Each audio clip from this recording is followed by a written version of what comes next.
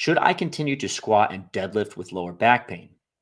So here's the short answer. Yes, you should continue to squat and deadlift with low back pain.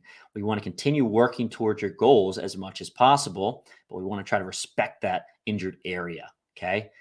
The long answer is that it depends. So, as a physical therapist, I have few priorities when working with my clients or patients.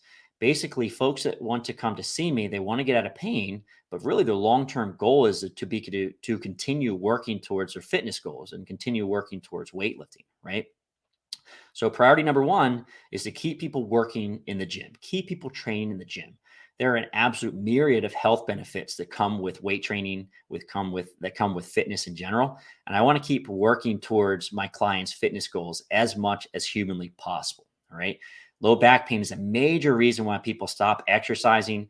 Exercising is so important for so many reasons, right? Especially from a healthcare perspective about saving healthcare dollars. It's very, very expensive when people have low back pain. They stop working, they stop exercising. It's a mess, right?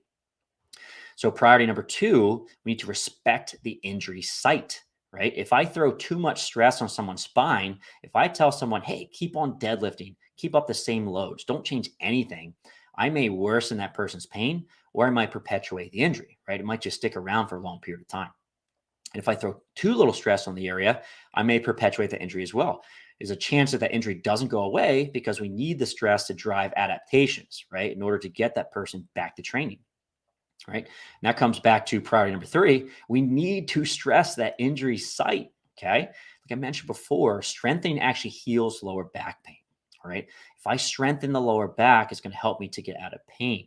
This ends up being a bit of a win-win situation.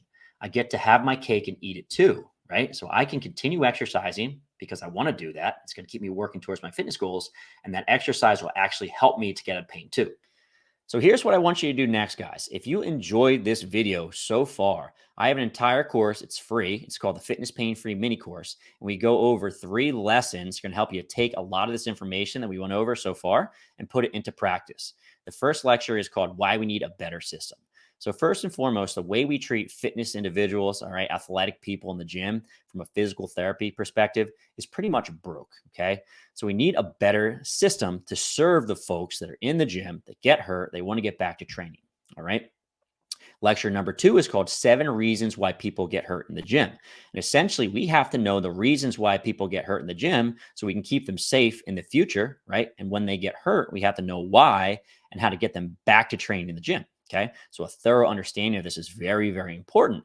I actually have a really cool infographic that goes along with this lecture that you get for free as well. And lastly, we go over a case study of how to get someone out of pain and back to training.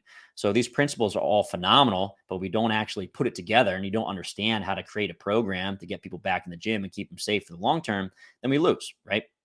So I'll put a link in the show notes for this. It's a fitness pain free mini course. Definitely check this out.